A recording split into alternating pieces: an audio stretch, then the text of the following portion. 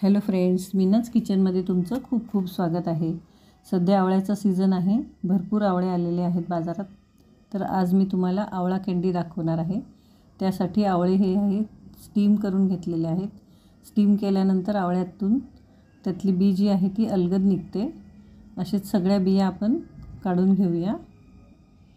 त्यानंतर हे अर्धा किलो आवळे आहेत, तर मी अर्धा किलो साखर घेणार आहे। ही 2 वेळेस आपण मिक्सरला काढून घेणार आहोत। अर्धी आवळे आणि अर्धी साखर टाकलेली आहे। त्यामध्ये थोडासा तुकडा आल्याचा टाकायचा आहे आणि 2 ते 3 वेलची घालणार आहे। हे छान बारीक करून घ्यायचं आहे। असंच आपण दुसरंही बारीक करून त्यामध्ये टाकून घेणार आहोत। तर अशाच वेगवेगळ्या आवळ्याच्या मी रेसिपी माझ्या चॅनलवर दाखवलेल्या आहेत। आवळा पेठा सुद्धा मी तुम्हाला न शिजवता दाखवलेला आहे। खूप छान होतो, पांढरा शुभ्र आवळा पेठा झालेला आहे। त्याची लिंक मी तुम्हाला ह्याच्या डिस्क्रिप्शन बॉक्समध्ये देते।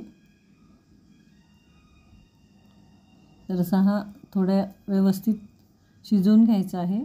त्याचा कलर बदलायला लागल्यानंतर त्यामध्ये थोडंसं आपण कॉर्नफ्लॉवर 1 चमचा पाण्यामध्ये मिक्स करून टाकून घ्यायचं आहे आणि ते व्यवस्थित मिक्स करून घेऊया।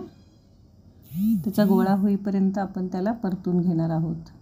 त्यानंतर 1 चमचाभर तूप टाकून परत एकदा व्यवस्थित परतून घ्यायचं आहे आणि ताटाला तूप लावून ठेवायचं आहे। ह्याचा गोळा व्हायला लागला की आपण ते असा व्यवस्थित गोळा व्हायला लागला की ताटामध्ये थापून घेणार आहोत। अतिशय झटपट आणि छानशी रेसिपी आहे आणि आवळा हा रोज 1 खाल्ल्याने अतिशय फायदेशीर असतो।